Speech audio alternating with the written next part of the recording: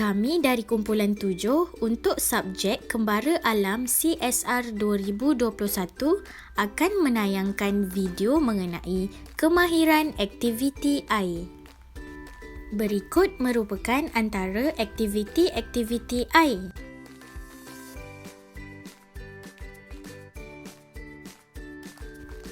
Banana boat.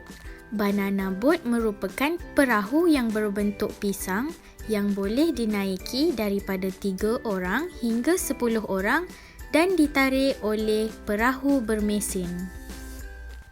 Berenang. Berenang merupakan aktiviti yang kebiasaannya tidak memerlukan peralatan dan ianya selalunya untuk bergerak dari satu tempat ke tempat yang lain. Seterusnya ialah water tubing. Water tubing merupakan aktiviti yang menggunakan tiub tayar sebagai perahu dan setiap satu tiub itu hanya boleh dikendalikan oleh satu orang sahaja. Aktiviti berkayak. Kayak dikendalikan dengan pendayung dua belah. Pendayung pula akan duduk di dalam kayak dalam keadaan kakinya meluncur ke hadapan. Seterusnya ialah aktiviti snorkeling. Aktiviti ini merupakan aktiviti penyelaman ataupun berenang di atas permukaan air. Ianya merupakan aktiviti yang memerlukan peralatan seperti topeng selam, snorkel dan alat bantu bergerak seperti kaki katak. Berikut merupakan keselamatan semasa melakukan aktiviti air. Sebelum kita melakukan aktiviti air, kita hendaklah mengetahui langkah-langkah keselamatan ketika melakukan aktiviti di pantai.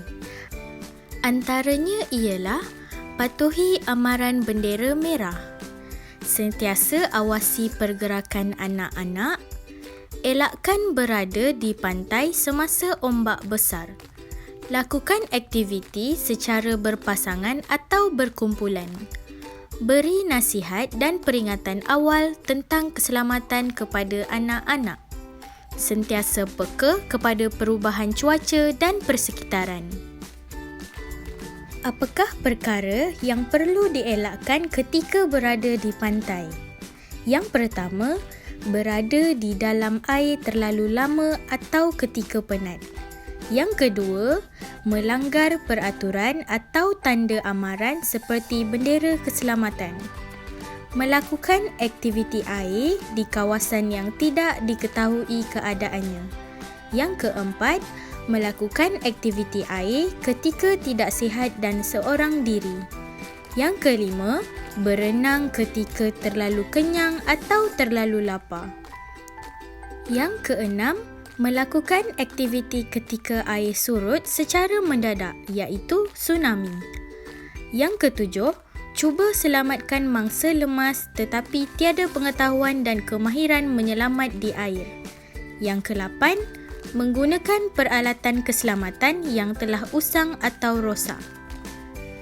Yang kesembilan, melakukan aktiviti air ketika air mulai pasang, surut dan cuaca buruk. Dan yang terakhir, mencabar diri berenang atau menyelam melangkaui kemampuan diri.